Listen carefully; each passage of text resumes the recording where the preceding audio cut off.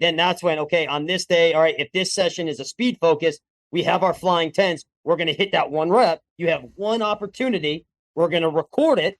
But then after, okay, we're going to put you into an environment that's going to allow you to express that as well. We never just finish. So if we're talking about pure speed, we use speed, but we always put them into a contextual situation.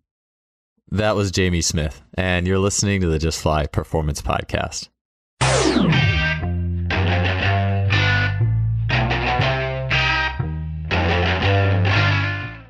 Today's podcast is brought to you by Simply Faster.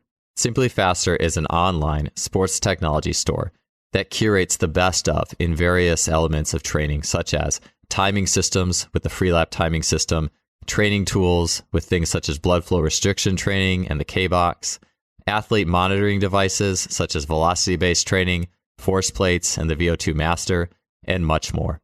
I choose sponsors for this show that I use their products personally, and I have been loving using blood flow restriction training this past year. The Freelap timing system has been an absolute staple for me. I've really enjoyed using bar speed tracking and the K-Box. Those and other products in their store have been a really valuable part of not just my coaching journey, but also my journey as an athlete. They have as well an amazing blog on sports performance and are a top-notch company with great customer service. Be sure to check them out, and you can do that at simplyfaster.com. That's simply with an I, faster.com. Welcome to another episode of the podcast. Great to have you here. In sport, we see so many elements of the human experience. Within competition, we see excitement. We see a present-minded flow state, at least hopefully see that. We see variability and elements of randomness and problem solving. And we also, if you're interested in the link to outputs and weight training and speed, we also see potentiation. We see within the excitement and the engagement of sport, this powerful stimulus that can make other training sessions and training elements better. And when we really learn to harness, understand, and leverage sport, we have a truly exciting combination at our disposal when we're creating training sessions for athletes. Our guest today is Coach Jamie Smith. Jamie is the founder and head sport preparation coach of the U of Strength. He is a passionate coach and learner. He's a coach who strives to help athletes incorporate the fullness of their abilities, of their human potential through each training session. Jamie has been a multi-time guest on this show in the past, speaking on his approach to training in a way that meets the demands of the game and settling for nothing less. Today on the show, Jamie will be going into how he stacks the stimulation, the humanness of games, play, perception, reaction, and how that work fits in with more traditional training methods. A term that Jamie uses throughout this show is stickiness. How do we get things to stick to the dynamic nature of sport itself? So throughout the conversation, we'll be getting into variability in training as it relates to sport, driving intention, driving learning through a training program, how this fits with athletes of different ages, and much more on this combination of the truly human elements in training. This was an awesome talk with Jamie Smith. Let's get to the show. Jamie, it's great to have you back on the show, man. You know, I've been looking at some of the videos you've been posting, and I know we're both into like the play and exploration world of athletic movement. And then not just that in and of itself, but combining it into just a regular training session into exercises. And I really been liking some of the movements that you've been posting, not just the perception, reaction, and play, but also just how you put play spins on, I wouldn't say mundane exercises, but just simple exercises, crawls, or various basic things. Can you talk a little bit about how you're adding play in, how it's getting infused into just even the typical weight room session, the warm-up exercises, and how that's permeating your program? Yeah, absolutely. Well, first, thanks, Joel, for having me back on. It's an honor, and I'm looking forward to this conversation. So with gameplay, I mean, I just look at it. It's another aspect to the training process, right? It hits different, in my opinion. It hits the missing pieces to that traditional strength and conditioning model. You know, if you want to talk the social side of things, the emotional systems, but it also ties in the physical, the psychological. And so when it comes to gameplay, and this is with 6, 7, 8-year-olds, and this is with college professional level, we take some of these rudimentary like motor skills and just I almost like to think of it as how can I how can I layer in how can I create novelty, right? Because we still lift heavy, we still sprint fast, we still do some of these, if you want to call it traditional, some of these traditional skills.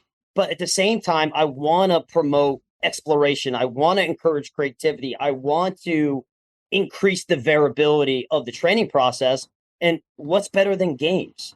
In whether it's, a crawling style game or whether it's different catching and throwing, different types of jumps, whatever it may be, 1v1 situations, it's allowing me to kind of hit on things, in my opinion, and I could be wrong, and I could change, I could change my mind, but things that I feel the athlete or the individual is missing in their full development, right? Not just sport, but as a human being.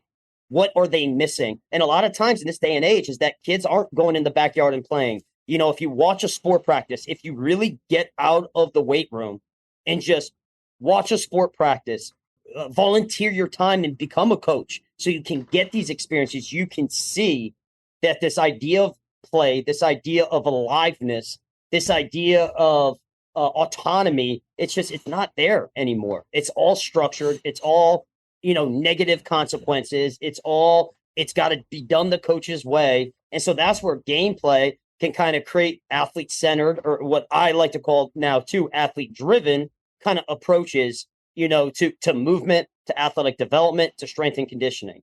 So basically gameplay is just part of the program now. It used to be, all right, every now and again, like if kids came in, if they were sluggish or if they had a bad day or if they had a tough loss, all right, I would dose in real quickly some type of game. But now it's part of the process.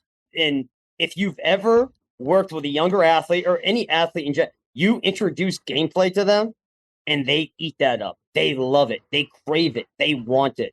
And so it just keeps my kind of evolution of gameplay is kind of taken to where it is now. So it's part of the training program.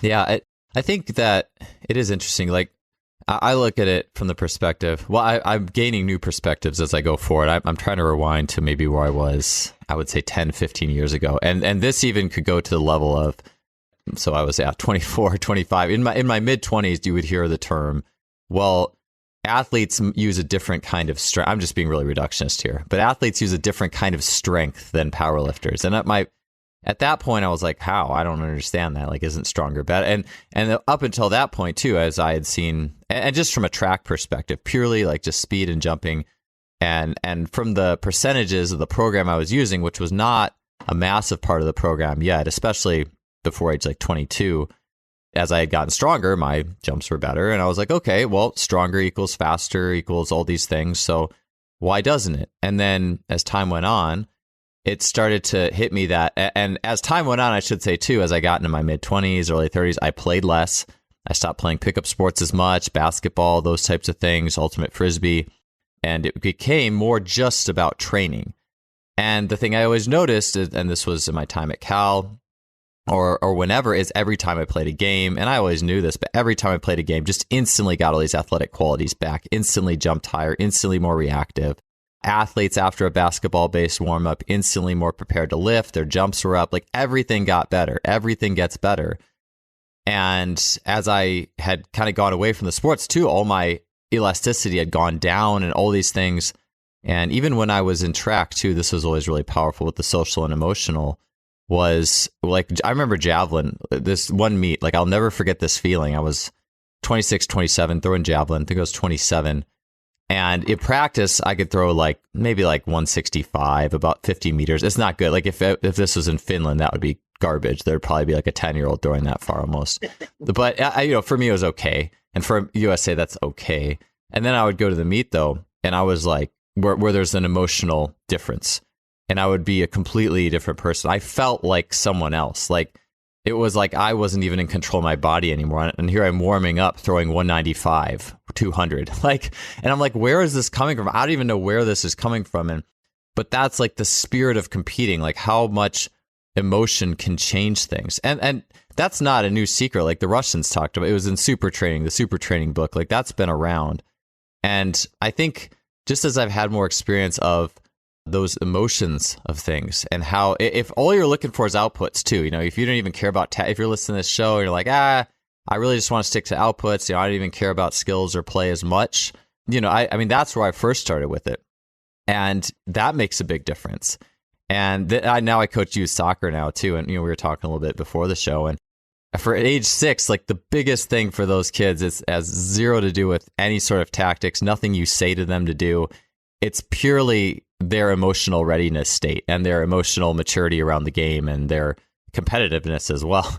Like it's so much of that. And that doesn't just go away either. It's not like they just turn, 12 and like that part of you just disappears.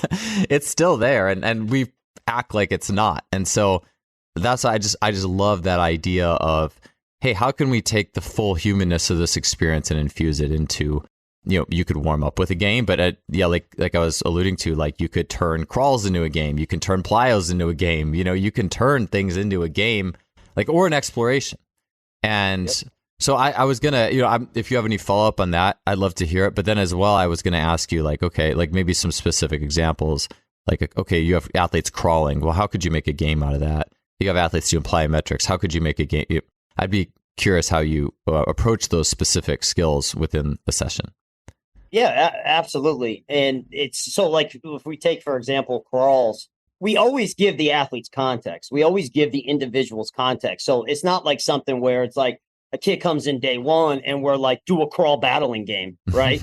These kids, we teach them, initially, the first couple sessions, the first couple weeks, just so they have general understanding. Okay, what is a crawl? Because you get an 8-9-year-old, they haven't crawled for several years. They haven't really fallen down, because it's frowned upon, and they don't do it on their own because they're trapped in their bedroom playing video games. So we give them understanding of, okay, opposition, or we give them basic understanding of, okay, this is a bear crawl, this is a crab walk. So they understand. But once it gets to a point where it's like, all right, they understand what it is. All right, let's layer on challenges. And so gameplay is one challenge, right? And so, I mean, we have so many different, there's 1,000,001 different ways, and there's no right or wrong way, but we'll have different, crawling, like I just said, where it encourages roughhousing, where they're working on kind of gaining leverage and they're getting comfortable interacting in someone's opponent, in an opponent's bubble, which is basically an arm's length or in kind of inside their space, where they're trying to pull the opponent, to the floor. We do kind of like almost capture the flag idea, where we might do bears versus crabs, where they're one team's in a bear, with bear crawling strategies, while the other one is in, crab walk strategies, and they're trying to get the opposing. Maybe one athlete is wearing a scarf, or maybe there's a ball, and so there's some tactical awareness where they're and I'm not saying a damn thing. They're kind of figuring out, okay, who's going to go on the offense, who's going to go on the defense. We have different kind of ball games we do with crawling. You can take your simple spike ball, which is everyone loves spike ball, and you can take a hula hoop or a ring, buy a couple stands, and basically lower the net down, right? Create your own kind of spike ball net where they have to stay in a bear, and they have to bounce the ball inside the ring, and then they have to catch it while trying to keep the opposite hand on the ground and then throw it down again, which for me is really hard. So there's so many different ways, whether it's individual based, whether it's team based, also whether it's, exploration, where we'll take, okay, they understand, they have context what a bear crawl is. We might say, okay, you have 5 yards, right? Every time you make a movement, it has to be something different, whether it's different hand positions, whether it's you're trying to be small, whether you're trying to be big, whether you're moving super slow, whether you're moving really fast, whether it's a race, there's so many different ways to layer on these challenges. And a big thing we do, especially with the gameplay, is we never repeat the same game twice in a row. We are always, every single session, it's a novel experience. And that scares people. And that really, it's like, whoa. They need to do it for 3 weeks. They need to have a full, training block of crawl. I disagree. In my opinion, whether it's crawling, whether it's catching, throwing, diving, dunking, whatever type of motor strategy you want to talk about, I believe in novelty. I believe in exposing them to a wide range of situations so that they can start to figure out what works and what doesn't work. What tool or what solution can they put in their toolbox so that when they're 5 years old or 10 years old, that skill will stay with them or that tool will stay with them for the rest of their life. And that doesn't happen by doing the same thing over and over and over again with me on their back shoulder, screaming at the top of my lungs, coaching every position possible. It doesn't. It doesn't work like that. It's too complex. There's too many variables. There's too many systems that are constantly changing for me to say, hey, if you do this, this happens. It doesn't work that way. And so that's why with games, you say crawling, say jumping, right? We did it yesterday. And this is a really unique tactic where, say, we had middle school aged, right? Where, okay, they're going to hit a lift, right? I'm going to teach them, let's say it's a bilateral, more kind of like a trap bar deadlift or a goblet squat. They're going to hit their traditional movement, all right, where we had an eccentric focus, where we're focusing kind of on the lowering. But in between their sets, we play a game. And so yesterday, we had a dunking game. And I've shared some of this stuff, but where we changed the heights of our modified hoop, we changed the ball size, and they could not repeat the same dunking strategy from set to set. And I just let them have fun with it. Let them kind of figure it out. Let them, and some kids, it takes some time. Other kids, they're trying to put it between their legs twice. They're trying to do 360s. They're trying, and I love it. That's the stuff that I am passionate about. That's the stuff where you'll hear my voice. You'll hear me. You'll hear the encouragement. So yeah, games. It's about creating these kind of novel situations because, in my opinion, when they're home, and this isn't everyone, but for the majority, when they're home or when they're in sport, that everything is structured, everything is pre-planned, everything is predictable, and in my opinion, that's doing the kid a disservice. Yeah, with the novelty, I love that because it's not. I think people here or associate novelty with what we'll just call training, the process of training, and think it's like you instantly could take it as far as you want. You could just think, oh, well, you're just doing something that's completely different every day just to entertain people. Because I think we see that in what we would call fitness, like people on unstable surfaces are not really generating a lot of muscle tension. Maybe they're not, breaking too much of a sweat because it's more about these interesting quote unquote exercises.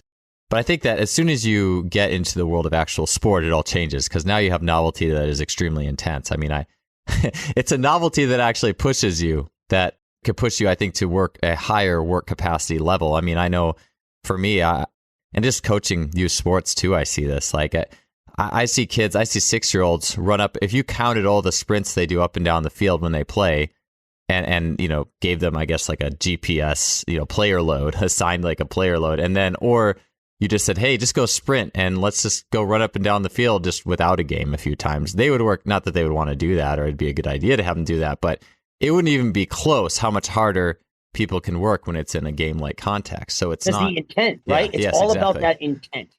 And it's like, if you have the intent, it changes everything. And that was the one big thing, for me, is that when, if you gameplay, small-sided games, problem-solving activities, when you put them into these kind of contextual experiences, the intent changes. And yes, so you go, you take from a traditional lens standpoint, okay, maybe, their thigh's not at a perfect angle, or maybe their arm action is poor, whatever it may be. Yeah. But this is part of learning. This is part of development. And if you have that intent, again, over time, this isn't going to happen in 2 sessions. This isn't going to happen. And I have this conversation with parents a lot from a result or from an actual, positive adaptation standpoint. It's not pre-planned. It's every kid, especially when you're looking at middle school age, high school age, college age. These kids are constantly changing, and that's just part of the process. But the minute you give that intent, that effort goes through the roof, and the engagement goes through the roof, and it's the whole session changes. Everything changes. And you're, like you said, and this is why games are so important. How productive you are, it's what we get done. It's mind blowing. And people, until they see it and until they feel it and experience it, they're like, holy cow, you're right. And I completely agree with you, Joel. Completely. Yeah, I think that I think about it this way. I'm trying to gather a few thoughts. I think I'll be having some podcasts upcoming talking about this as well. But Tommy John has said, I think on this podcast, but the idea that to adapt, you have to stimulate your entire system to a higher level than it's ever been before. And I look at, like, I mean, when I was in high school, it's funny because I've been obsessed with training since I was like 10. Like, I've just absolutely loved it. And when I was in high school and then like age 21, like there was this period of time like doing, I was lifting, but it wasn't like a lot, but I was going out playing, which is intentful, trying dunks, with people watching, like in between games, doing plyometrics and things like that as well. But it was all so intentional. And so, there was so much just like stimulus in that because it was so meaningful for me. Everything was meaningful. And so for me, playing a game and doing dunks in between or whatever was way more stimulating than just going out and doing sprints and some plyos. I mean, not that those aren't at all. I mean, but just respectively. And I think the more I've learned to kind of reconcile that, the better it's been for me. I mean, I still, I think that you could still get a ton out of a well-structured program that doesn't necessarily have, true gameplay in it, or can sit alongside gameplay if you play and then you do a more of a discrete by itself session or whatever the term you'd use for that. But to stimulate an athlete to their highest level, you have to turn out, like Jay Schroeder would say, the pipes, the physical, the intellectual, emotional, spiritual, I think there's another letter I'm missing in there, but you have to turn all those on. And I don't think you can do that unless there's some sort of like higher stimulation on a regular basis. And maybe if you're in like a track and field, training environment, it's like a really charged, really powerful group. I've seen this in swimming. Like, it's just the group dynamic can push you too. But at the same time, there's no easier way to fall into that in just a typical training session than to make a game out of it. Yeah, absolutely. And that's the thing is the word that struck me is it's meaningful. And so that's something we do a lot where, and this could be with our games, this could be with the weights, this could be with our speed. It's okay. You have one opportunity. You have one set. You have one rep. You have one play. You have one situation. All right, let's go. And whether it was successful or not successful, again, the intent in creating meaning and not allowing. And I think this is another really important concept where it's not affording going through the motions, not allowing, really getting these athletes to understand you can't just hide in the corner. We have to really figure out what makes you tick and kind of, again, looking at, I look at it from a physical, psychological, emotional, and a social standpoint, but looking how we can get all of those pieces to connect on a given day. Because the beautiful thing about this is that every day, every session, every week, every month, every year, it's changing. And when a kid first comes in, I might be dealing with a completely different individual. And it's understanding that and it's appreciating that, where if you did more of this traditional, okay, we're going to foam roll, we're going to stretch, we're going to do the agility ladder, we're going to do our A marches, our A skips, then we're going to sprint, then we're going to jump, then we're going to lift. I don't think you're going to get those other aspects. I don't think you're going to peel back the layers and really figure out, okay, how can I make this meaningful? How can we increase the intent for this individual? Because every kid's different. Quickly, I wanted to let you know about the chance to try out Performance Herbalism for only a few dollars shipping costs and get one of Lost Empire Herbs' flagship products, Pine Pollen, for free. Switching to an herbal emphasis in my supplementation has been a life-changing switch for me. Just as nature is by design balanced and sustainable, I believe that the more natural our diet and our supplementation is, the better. I love and use several Lost Empire Herbs products that boost not only my energy, but also my strength. These include Shilajit resin and the Phoenix formula. You could check those out by heading to lostempireherbs.com/justfly and grab 15% off. If you're on the fence about the power of herbalism, I have a great offer for you, which is that you can get free pine pollen. Pine pollen is an herbal powerhouse that is a hormonal and energy booster packed with nutrition. It's actually part of the Phoenix formula. And you can get that for free along with the normal shipping fee at justflypinepollen.com. All right, let's get back to the show. Yeah. It's almost like I think games sometimes and things that we've talked about this in previous podcasts, but I do think games allow athletes to solve problems with a level of autonomy as well. Like it allows them a little bit more of that natural fit into the flow of things. And it's not going to be you play basketball. I mean, you're going to have different stimuli, but you're not going to have, it's not drastically different. It's all at least in a box, but once they're in that box, they can explore and they can move and create strategies as per them, and not just, everyone do the exact same thing, just like this, Yeah. And it's powerful, man. I'm telling you, it's really powerful where you make this, that partnership, you turn your exercise, your activity, whatever you want to call it, into more athlete centered, athlete driven.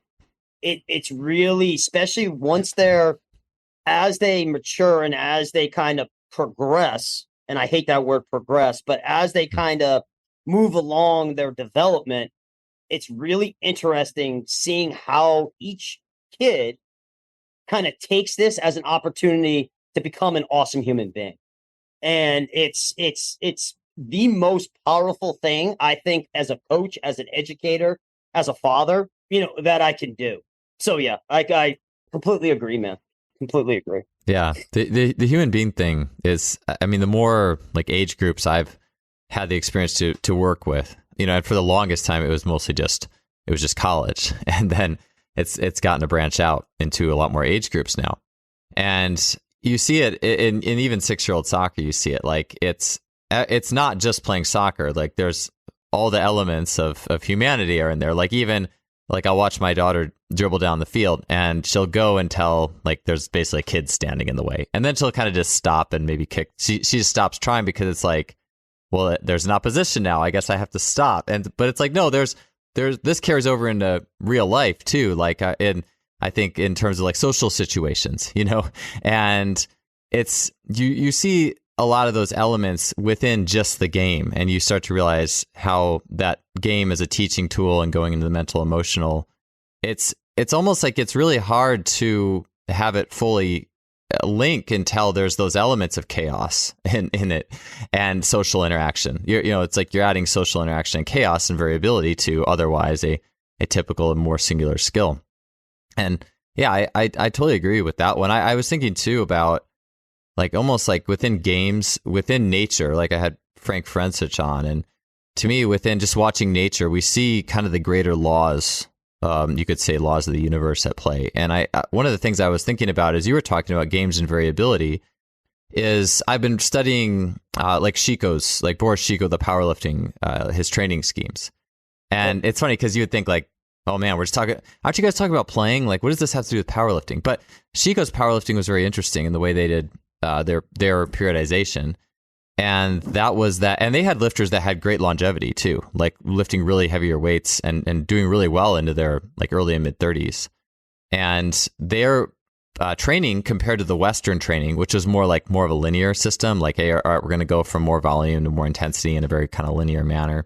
And of course, that's been picked apart. Charlie Francis had a lot of qualms with that, and that started that train of things to vertical integration. But I mean, Chico all along, it was variability. It was, hey, these weeks, like the intensity is going to be relatively similar week to week, like just like life. Like it's not like you're out, in a very like nature based. I don't know if I was in like a more, ancestral or tribal or whatever situation. It's not like the tasks I'm doing are going to be kind of the same for the most part. I would imagine, but it's just kind of random how much of them I'm going to do, And so that exists in the powerlifting program as well. Like it would be more, the volume would strategically be variable week to week.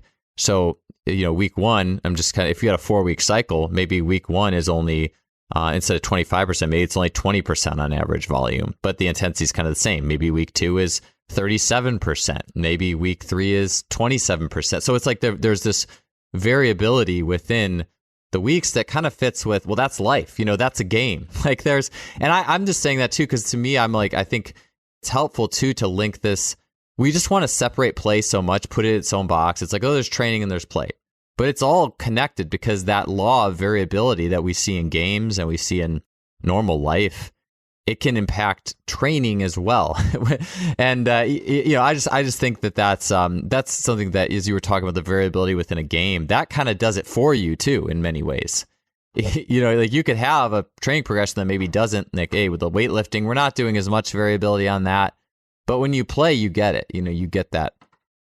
And honestly, that's why I love having conversations like that. And that's why when I'm talking with coaches, with parents, with other athletes, that's why I'm so an advocate for gameplay because you're right. It does. You get that exposure, and you want that process to be different, but the end result, that's what you want to be, similar. It's not going to always be the same, but it's about the process.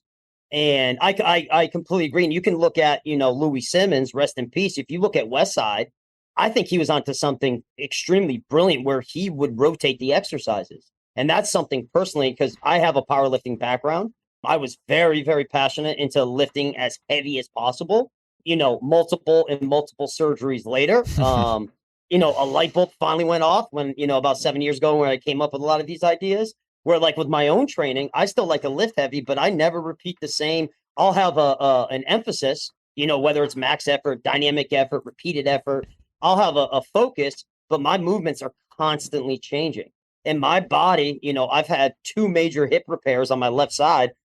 I'm still able to handle, talk about from a longevity standpoint, I'm still able to handle some of these loads and some of these situations because I truly believe that I'm not just doing the same thing over and over and over again where other parts are kind of left out, where you kind of expose this novelty, it's problem solving, and that's why I call my agility training problem solving situations, is that everything, it's a mini problem.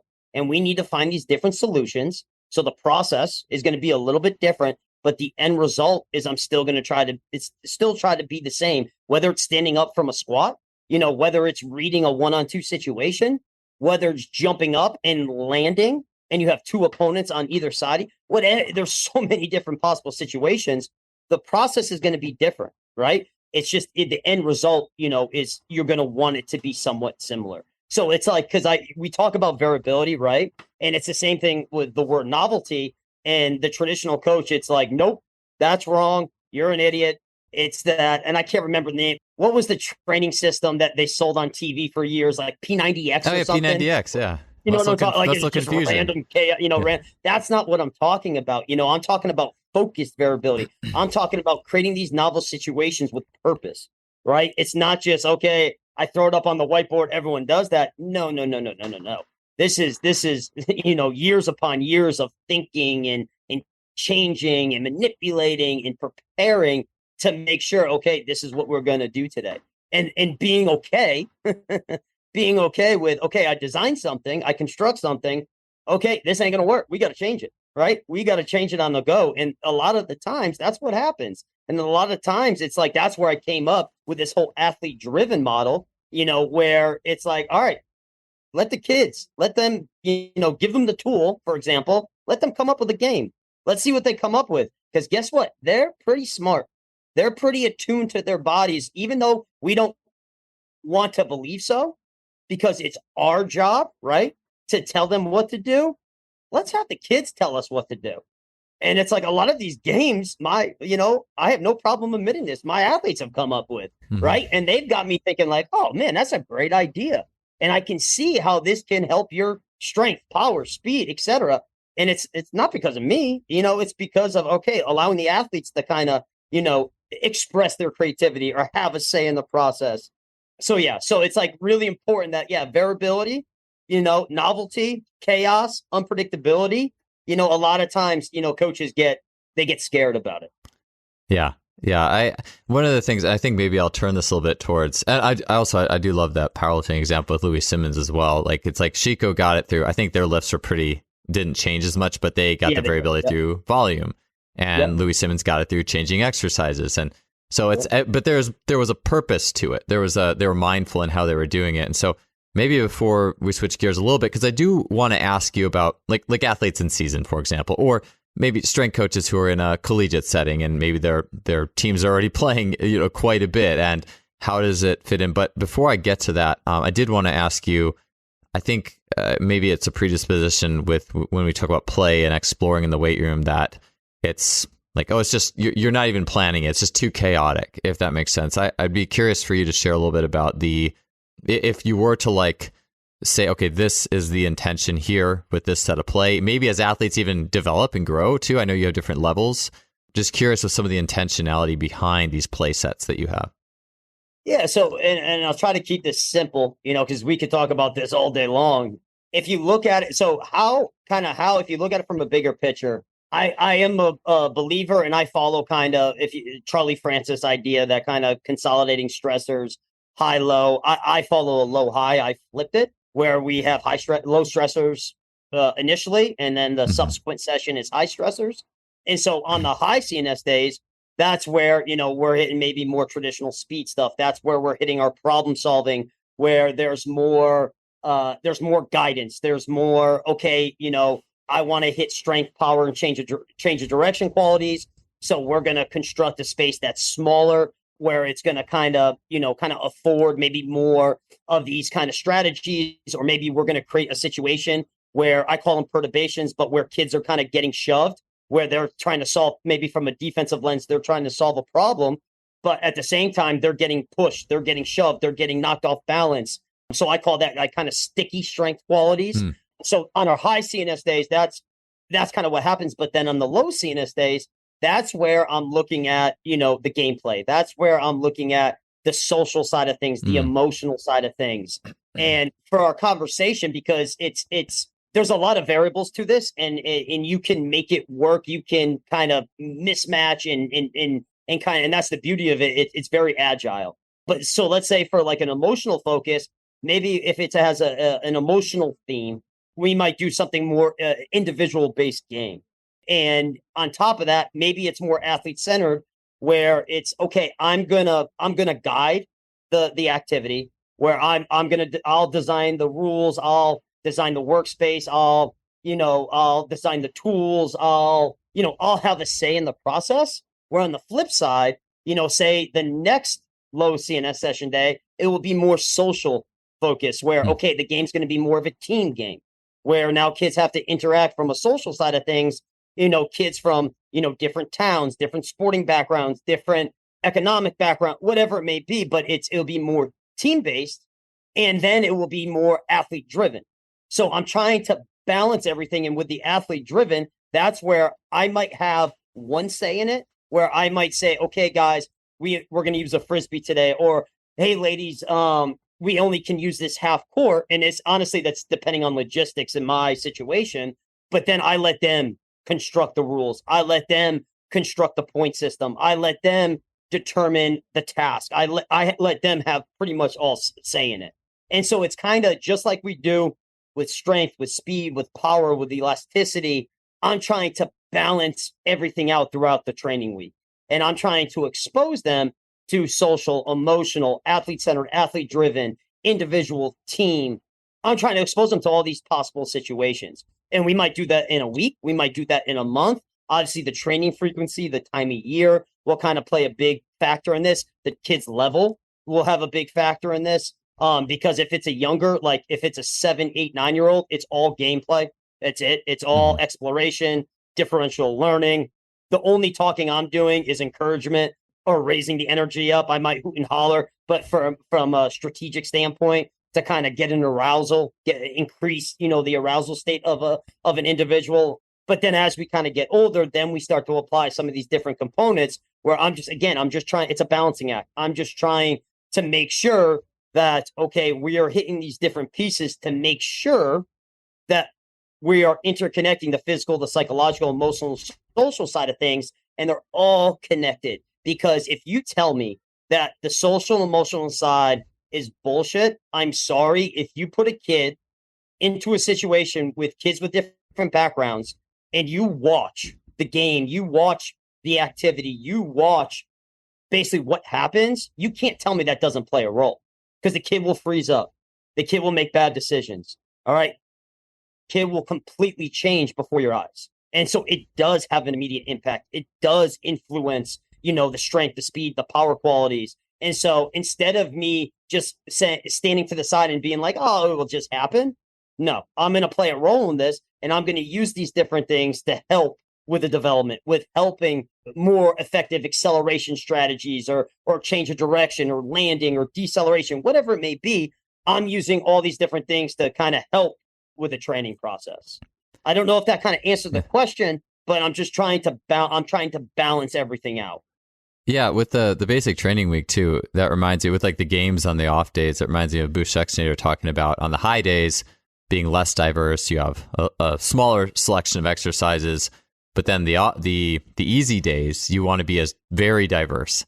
And in so many ways, like it doesn't get a lot more diverse than a game. And it makes sense that the more diversity even in that game, that could be even better. Like the more options and the more different things that you could do. I remember one of my favorite off-day activities when I was on a pretty good training run in my early to mid 20s was playing racquetball. I had 2 kind of higher days on Monday. I was just ramping up the intensity. I fizzled them. I think it caused me to fizzle a little bit in my 30s, but I was going high intensity on Monday, Tuesday, Thursday, Friday, but I would play racquetball on Wednesdays, and that was like the ultimate recharge. Or I would play like, I would have the track kids play ultimate frisbee or whatever, maybe soccer or ultimate football, but that was always the off day. And that's interesting, Joel. I don't want to interrupt you, but I don't want to forget this thought. And that's something and this is going to sound crazy. This might be very foreign to people, but that's where, so even days after a game, and that's something where I want to give a shout out to Alex Sarama. I just had the opportunity. I was just in Italy working with college basket prep out of Boga Monero, Italy. And I got to go in for a week and apply these ideas. And so what we did, it was awesome. We basically created a training week where it was an in-season model for these kids. And they basically, on Friday, we could constructed an inter-squad scrimmage.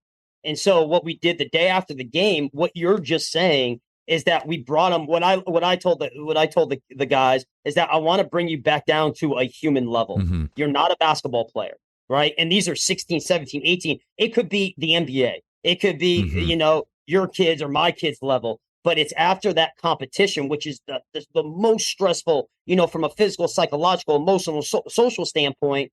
I mean, your cup, if you want to go back to Charlie Francis, your cup is filled to the max. Mm-hmm. And so the day after a game, that's where we bring them back to that human level. And that's where, spike ball. We played spike ball. We got the kids out of their sneakers outside into sunlight, playing a game of spike ball. We did play ultimate frisbee, but instead of it being traditional rules or my rules, I allowed these kids to work together to come up with their own rules.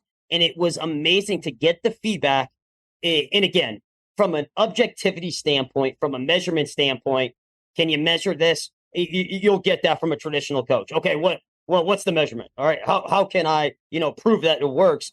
My proof is that having the dialogue with kids the day after, and the way they were smiling, the way they were interacting, it's a recharge. And you're connecting all these different systems to allow them to be a human again. So I completely agree with you. And it was really fascinating because I'm so used to being in my environment, being comfortable, right? I'm the boss. I have the say, and so I'm very comfortable applying these ideas, but going across the world to some kids that, English is a second language. They have no idea who I am, and I'm a little meathead. And for them to be exposed to this and see the benefits and just see it happen and see, just to see the results there, it was really powerful. So absolutely. Yeah, those off days too. I have another thought, but it reminded me as well of the athletes having more autonomy, not an off day, but like a low day. I've been a bigger believer in autonomy as the years have gone on. I remember age 28, 29, my first year at Cal, one of the assistant track coaches was telling me about like coaches giving out training menus and tapering. Like the athletes could pick a workout or make up their own workout. And I was like mind blown. I was like, who would ever let their athletes do that at taper season? And I was like, I couldn't understand it at the time. And then the more I went on, the more I saw really good coaches giving menu systems to athletes, the importance I saw of giving athletes that autonomy. And when I was back when I was in college for track, our coach did I always loved this workout. Everyone did, actually. There were so many positive things people would say about it, but it was called just scramble circuit. So it wasn't a game, but it would be like it would be like our easy day. So the coach would take us out for like a light jog, and then we'd stop every, I don't know, like 100 meters, 200 meters. And it'd be like all over the place. It wasn't just like on the track. It'd be like across up and down hills and through stadium steps and a lot of variability there. But we'd stop every 100 or 200 meters, and he'd be like, all right, we're going to go do, push-ups or whatever. But then he would call on an athlete and say, hey, how many push-ups are we going to do? So-and-so. And they would say. And then we jog 100 to somewhere else. And then, all right, we're going to do, lying leg twists. How many are we going to do? And so the athletes, it's like you were getting variability in the movement, but then also athletes got autonomy. And then, of course, some jackass would always say like, oh, we're going to do 50 push-ups or, like in a row. And like everyone be like, oh, but that's part of it. It's not like it killed anyone's next day. That in fact, I would actually argue it made it better because you occasionally have that one off of somebody who really like blows up that exercise. But I think that was a good one too for people who might not be as ready to dip their toes in for like go playing a game. And this is one of my bridges to things that were more like that. But I use that a lot, doing like on deck dry lands, like the swimmers at Cal, they would do their dry land on the deck before they hopped in the pool. And I would a lot of times call on athletes and say, hey, so-and-so, how many of this, core exercise are we going to do? And try to get everyone involved and give them autonomy in the process. And that was never a bad thing. That was always something that went over positively. Even if it wasn't a game, it was just really helpful. Yeah, you're creating that partnership, right? You're creating that, like you said, that autonomy. And that might be a great way for coaches, that traditional coach, right, to build these menus, to build these options. This might be one way to then start to introduce some of the gameplay or some of these, and I don't want to say advanced, but some of these unorthodox, environments. Because again, it goes back to being meaningful, having intent. And I don't care what anyone says. If you have a say in it, you're going to be passionate about it. You're going to have it's going to be more meaningful to you because you're going to be like, oh, this was my decision. And so, yeah, dude, that's fantastic. And honestly, that's something that we do. I know we've been talking about gameplays, but that's something we do in the weight room. And we started off early on where it's just A or B. You choose, right? And obviously, I'm guiding them. I understand what the options are. But all right, if you're going to goblet squat, or if you're going to trap bar deadlift, or if you're going to hold the dumbbell here, if you're going to hold a goblet or hold one, honestly, A or B, you choose. But then you're going to take ownership of that. And for the next, say, 2 or 3 weeks, you're going to stay with that option. And then we're going to change it. But just building those menus, again, it's building that autonomy. It's making things more meaningful. And then I'm telling you, the kids will, it changes it goes from just, commanding everything to, okay, I am building this program where these kids are going to be able to take these concepts, these principles, these theories, and being able to apply them when they're not with you, right? And it's just that's reality. I only get to see some kids maybe only 3 months out of the year, or maybe only for 12 weeks out of the or 8 weeks out of the year. They can apply these if they go, right? If I have a college kid that comes to my program and we do all these different things, and they go to a Division I college that, back squat day, hang clean day, that, at least he knows that on his off days, all right, if I get the guys together to play a game of spike ball or to play some of these, small-sided games, this is going to benefit us. And I have that. And I'm not going to say the colleges, but I have a bunch of kids. They do that. And their teammates are, benefit from it. So, yeah. Yeah, as you were talking to, like, my mind is kind of like turning with ideas. I really want to get to be working with high school track on a regular basis here soon. And, and kind of spending time in the college sector over the previous decade, a little bit beyond that. And one of the things I was even thinking about, I've had conversations on this podcast, like we spoke about Charlie Francis's tempo sprints. And some coaches have mixed opinions on tempo. I think it's like the abuse of tempo that really, puts people off with it. Like, hey, we're going to run 16 200s today and you're sprinters, like how silly is that? But I was just thinking, okay, if you had a group of athletes and we're going to run, 200s today, and we're going to run 8 of them, how much more engaging would it be? And this is our low day. They're not necessarily too fast, but I mean, there is just something about a group working together on a mission. I've seen those workouts, although mundane, be very intentful. And there is too, I think there is a room, and this is maybe another part of the conversation, but I do think there's also a time for austerity where it's just like, hey, this is this really simple thing, and just do it, and that's okay. But I was thinking a fun way to do that would be like every rep, they call it an athlete. All right, hey, usually we run these in 32 seconds.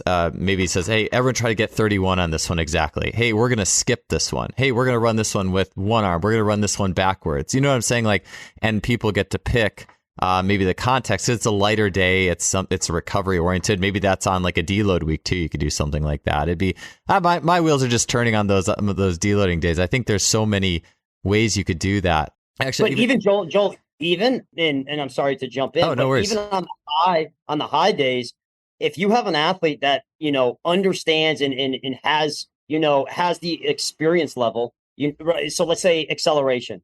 All right, they have the experience level, and it's like, okay, they're hitting the shapes. They understand some of these concepts. They have great hip projection. Their ankle and foot is the stiffness, and it's very durable. So their acceleration strategies are well experienced. I've done this, and I think I've shared this, where it's like, all right, if we have a speed drill, right, and you think a speed drill is okay, you're going to go on the whistle, you're going to do it this way. I'll say, hey, we're going to do a 3-step burst, and every single rep, you're going to do something different. You'll have kids that will take their shoes off, put shoes on opposite feet. You'll have kids that will use implements. We might have an aqua doll. We might have an aqua ball. We might have a dowel. They might change direction. They might go against an opponent. They might do it with their eyes closed. They might, change their sensory systems. So, and it's not just on low days. I think, again, if you look at this, where if it's about learning, and there's a time and place for everything. All right, because there's motor learning, motor performance. Motor learning, all right, again, it's about developing, it's about making mistakes, it's about kind of pushing the envelope in regards to the different strategies that you're trying to adapt to. But then on motor performance, okay, it's about being crisp, it's about being to the point, it's about, if you want to say mundane, but it's less about learning, it's more about performance. There's a time and place for all of that. But I think that you don't just have to do this on low days. I think that we can do it and be even more productive on your high days as well. And I've seen that, especially with speed, with plyometrics. I've been doing a lot of different stuff with foot positions and using inside edge, outside edge strategies, while doing the plyometrics. I've had athletes that, they feel better sprinting barefoot, on turf, where we're actually hitting a flying 10 with a 40-yard sprint up, and my guys are barefoot because they can get to their inside edge better and they can feel kind of that tactile input better. So I don't want to just limit this conversation to on recovery days, you can do this. I have done this on every day, but it's got to be appropriate for the kid in front of you.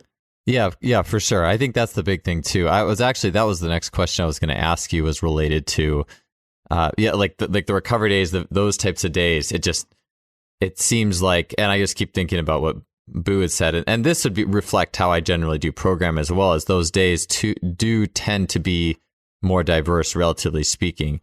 But what is your take on like a high day, right? And you kind of just said it, but maybe I could phrase it this way: is how often and at what level do you do more what I would just call meat and potatoes stimulation on those high days? Like, hey, we're going to sprint fast, we're going to lift heavy, we're going to hit these big rocks, and we have.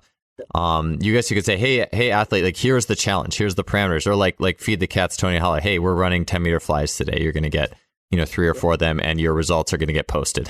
Like, boom. Like you had mentioned, like, you get the one shot at this movement before. I'm just curious what your thought is more for the meat and potatoes, like high stimulation, if it just is a standalone. How and when do you use that?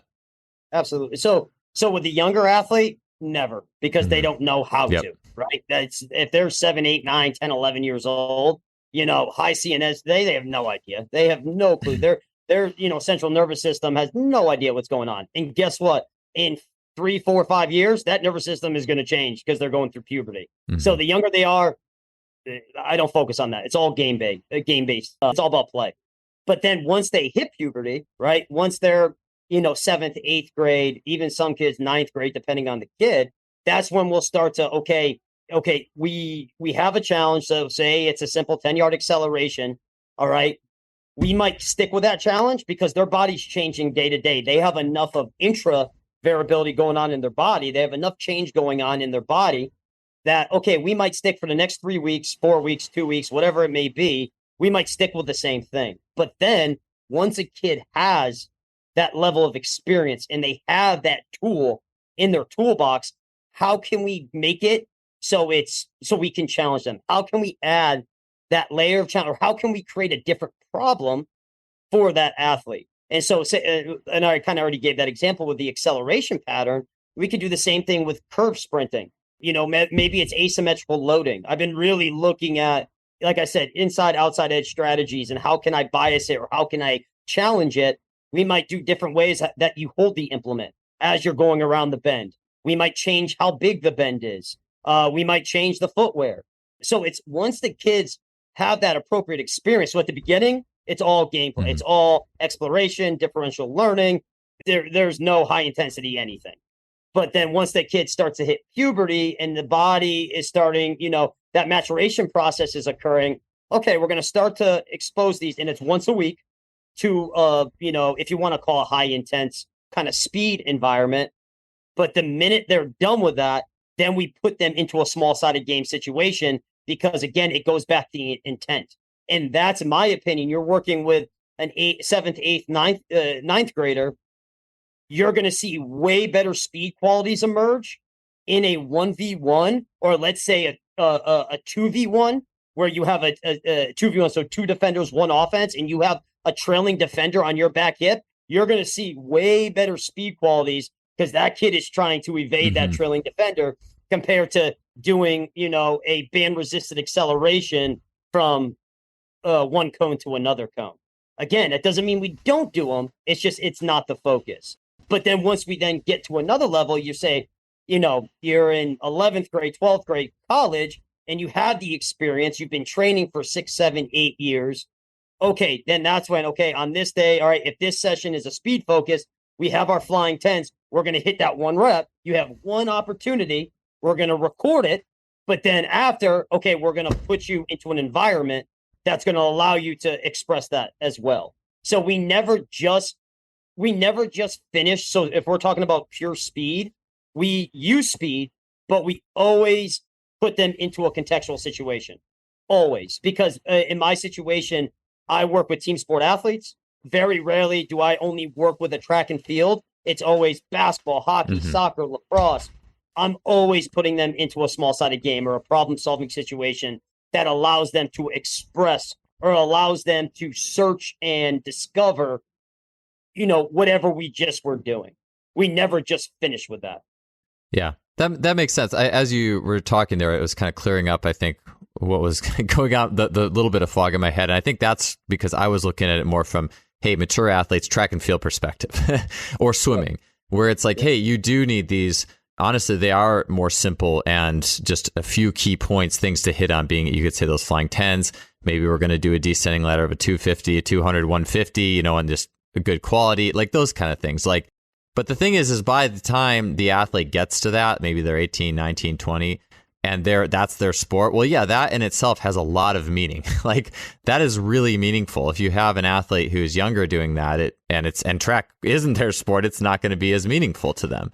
And so that's like a direct corollary there too. But at the same time, I could use, if I'm running those sprints with a mature track athlete, I could use a game or a small game to warm up. I could still make the warm up have some game light elements. Hey, we're going to really hit it hard today. We're we're going to light up the nervous system. Let's do some things in the warm up that really light up your nervous system. And I think that's definitely fair play, but to me, it's like having that, hey, here's the parameters. You're going to hit this today, because it's also like what you're going to do in competition. But if you're a team sport athlete, well, that flying 10 competition is not what you're going to do in competition. That singular or, 3 flying 10s is not your sport. It's going to have way more open loops to it. And so that makes sense. I think, yeah, depending on that maturity and, is it an individual sport? Is it a team sport? And I think that's an important thing to consider because, or like you said, you came from powerlifting. If my mentality is individual sport, I do think that's a lot different than, it's just a lot different than team sport. We should be able to switch that mentality depending on who's in front of us. 100%. Exactly. It's who is the individual in front of you, right? And what are the pieces to their, I like to think of it as a puzzle. What are the missing pieces? Again, it goes back to kind of this balance, this balancing act where I want to make sure we're dosing in these different things so they experience it. So if I do have a track and field, okay, yes, maybe my problem solving situation, isn't going to be, it's not going to be the focus, but that doesn't mean I'm not going to do it. I might just put it at a different part of my program. I might do that at the end of the pre-training. I might do that on the low day or something. Again, they're kids. If we're talking about high school age athlete and they're just track and field, I find it in my area very rare for an athlete. If they do track and field, usually it's a donor sport. Usually they do track and field to supplement football or to supplement whatever the other sport is. Very rarely have I found a pure track and field. But if that's the situation, then shit, they better get some of these because they're missing it. They're missing some of these sensory components. They're missing some of these perceptual cognitive skills that are going to be at a very low level. So putting them into some of these 1v1s that allows them, okay, you can hit some accelerations or you can hit some top speed solutions. All right. Plus you're going to do it against an opponent. All right. In my opinion, that's just another layer of challenge. That's ultimately in the bigger scheme of things, that's going to only allow them to, to sprint more effectively. Yeah. Or to allow them to use their feet more effectively, or to allow them, to position their head more effectively, in my opinion. Yeah. In working, I did spend a season a couple of years ago when I moved to Ohio with a high school track team, just helping out with jumps and hurdles like once a week.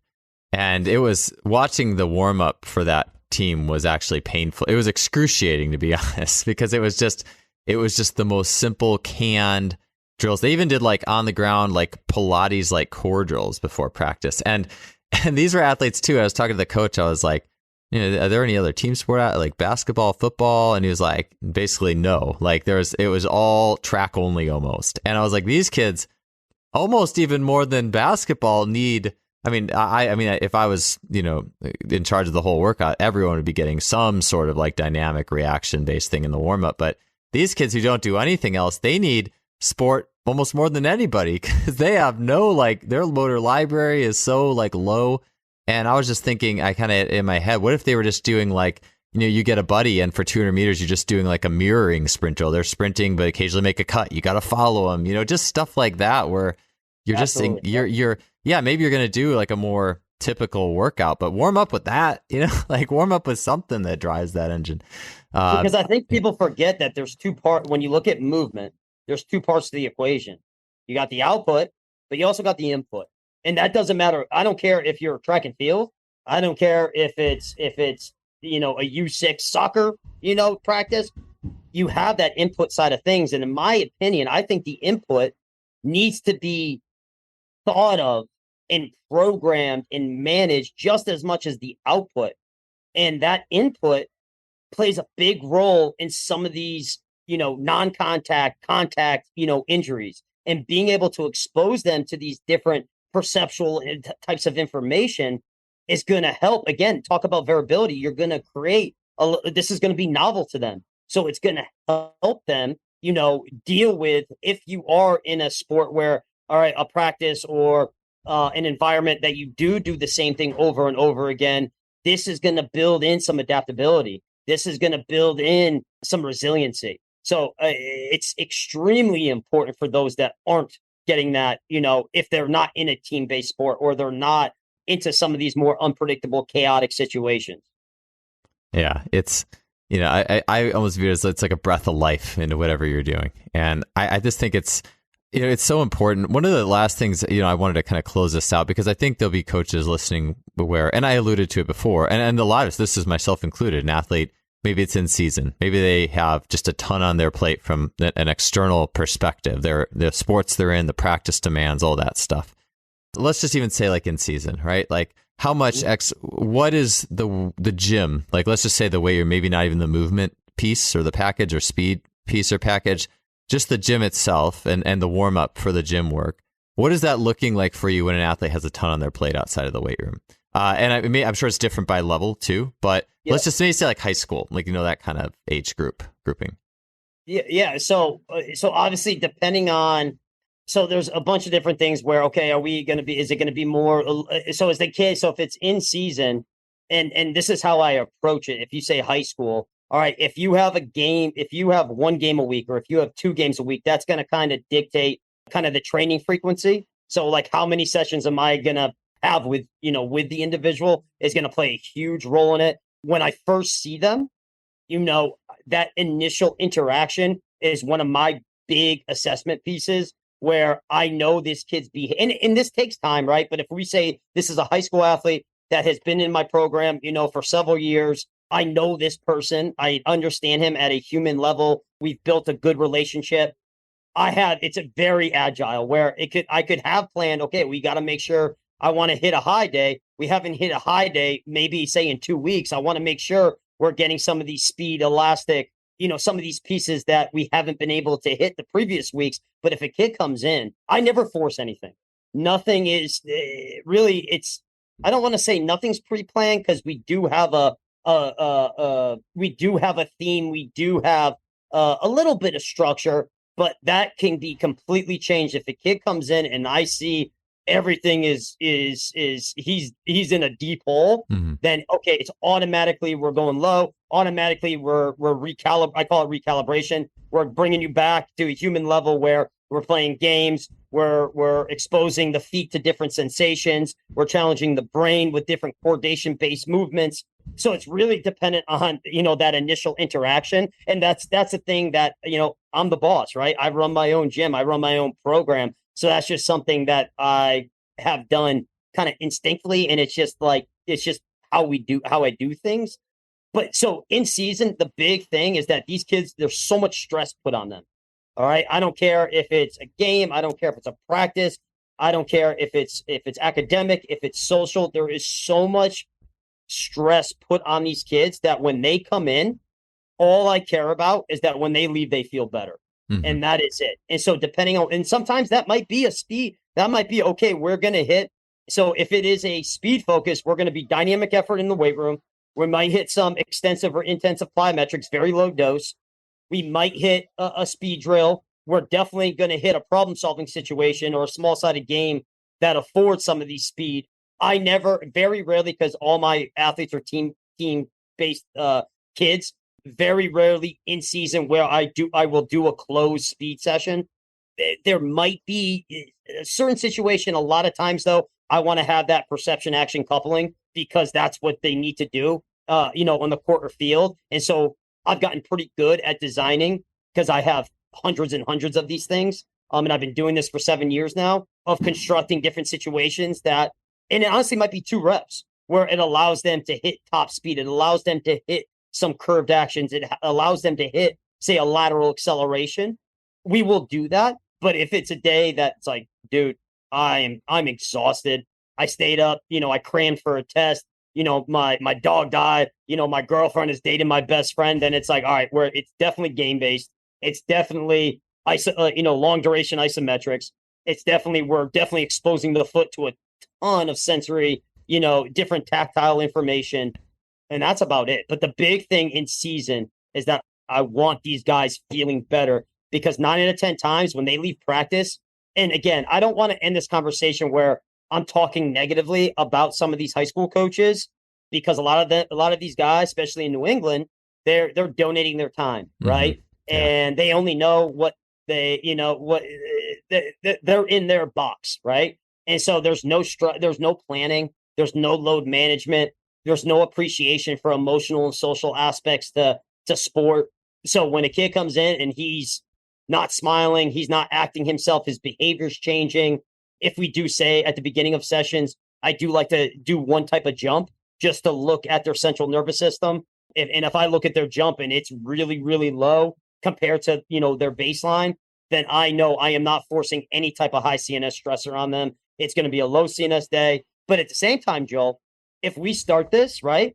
And so we say we go outside, we walk on rocks, we hit a couple different isometrics, we do a coordination-based activity, we start with a game, but then if I start to see things changing and I start to see the behaviors changing in the kids, everything has changed about him, I will then give them the option, hey, buddy, we have not hit a speed situation in 2 to 3 weeks. It would be really beneficial if we can get into this. And he says, yeah, let's do it. I am not afraid to then say, okay, guys, let's get on the turf field and let's put you in. We're going to do 2v2s today. Let's go.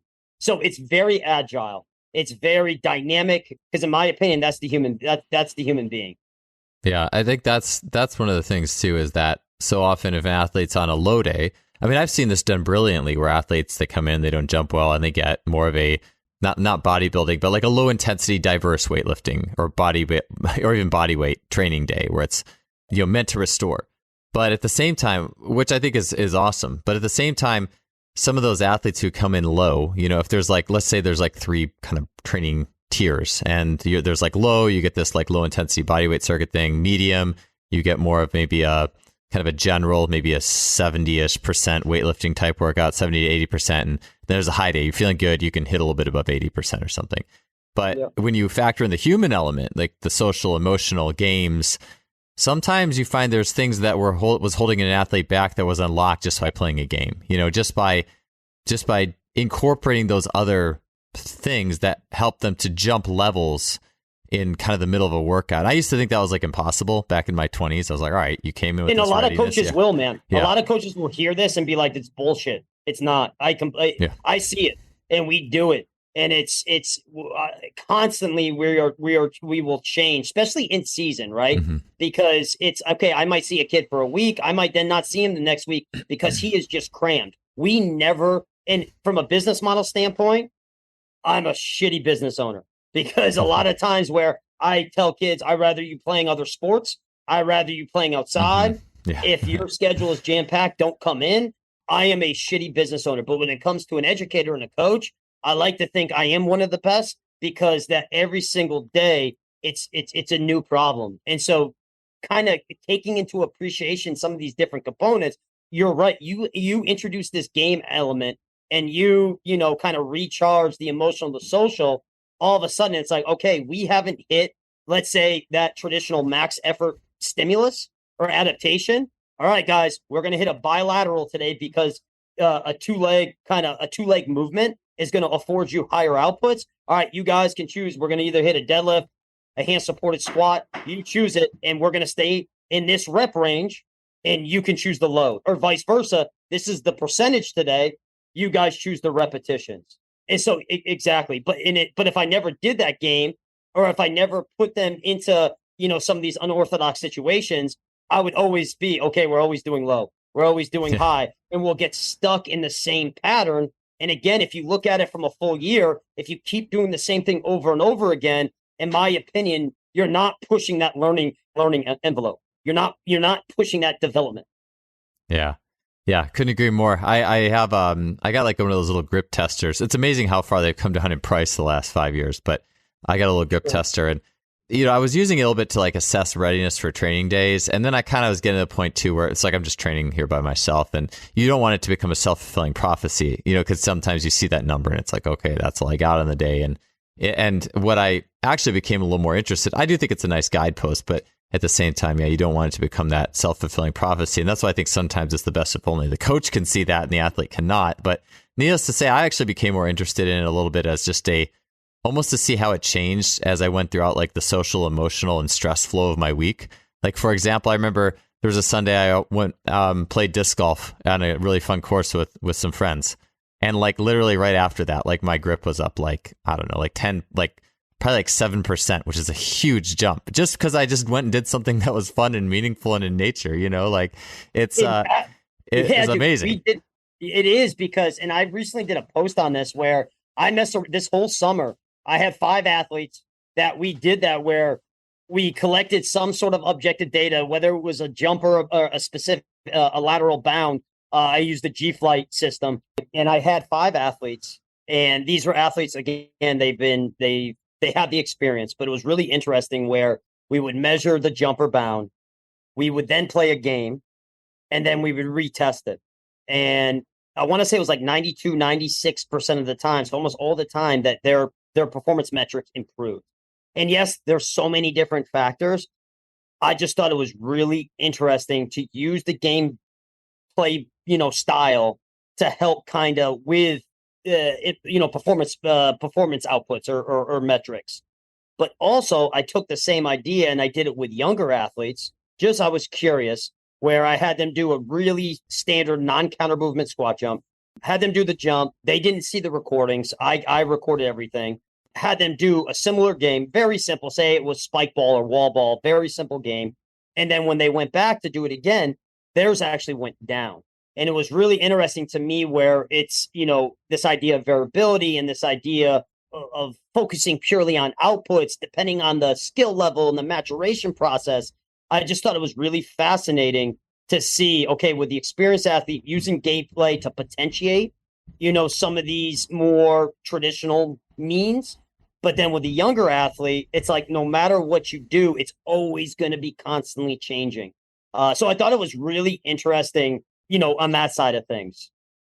Oh, that's awesome. Yeah, it fits too. Jake Turo was talking about when he was hanging out with Jeremiah Flood, and they were playing like this game they call Gator Ball, and they'd run like 10 flies in between like bouts of playing. And I've seen this too, playing like just indoor soccer and go run like a 20-meter sprint. Like the game makes it better. It's like anyone who's been in that situation. I mean, all you gotta do is pick up basketball, do some dunks after. I mean, it's like that. That's the juice. And just try it. And if you've never done this before, instead of just shutting this podcast off or MFing me, just try it and just go experience it. And then let's see, and if you disagree, that's fine. But once you go do it and you see it, it's a very powerful training tool and teaching tool. Yeah, for sure. So yeah, the games, it is the truest art too, because it's not, I mean, yes, you start with, hey, here's some setups, here's some games, but as soon as you jump in the game, your intuition starts, coming online. The athlete's intuition starts coming online. Hey, this would be a fun thing to try. Let's do this. And how long are we going to do this? Then let's go run this, more discrete, like 10 meters. It's just, that's where so much of our humanity just all comes together. It's like this center point. And it's something and you can make connections, Joel. That's the thing. And I have this word, and I don't know if I've taken it from anyone. And if I have, I apologize, and I give that person credit. But it's sticky-ness. Is that's where these small-sided games, and then blending it with the traditional, environments, and then blending it with the traditional weight room, and then some of these kind of unorthodox weight room methods. That's where you can create context and you can connect them. Whether it's teaching a kid how to change their center of mass, whether it's teaching them, how to use their foot more effectively. That's where you can kind of, if you flow in and out of some of these environments, that's where you can, okay, I'm going to explain something to you explicitly, but then I'm going to let you feel it implicitly. And it's just kind of this balance act, but allowing them to kind of feel and make these connections. I think that's where we get, the strength, the speed, the power. We create these sticky qualities that stays with the kids for the rest of their lives. And I've seen that I've seen that happen. One session, we put them in these different situations. They come back saying, oh my gosh, I felt that in the game, or I felt that in practice. I completely now understand. And it stays with them for the rest of their life because we're building context. And again, we're not isolating those 4 pillars, the physical, psychological, emotional, social. We're not isolating those things. We're keeping them all connected. And that's where, again, it stays with them. It creates these kind of sticky learning opportunities. Oh, I love that. That's a good thought. One for just me, that's going to stick literally, not intended, but with me after we hang up the phone here. But I think it's a wonderful way to close too, Jamie. The whole play thing, that was a great way to close it out. And I just think, the more people get their hands dirty with this stuff and get in that play, infusing that, mixing that in with more traditional training, I think the results are amazing, and it's a lot of fun too. So thank you so much for being on the show. Really appreciate it. Thanks for the opportunity, Joel. I appreciate it too.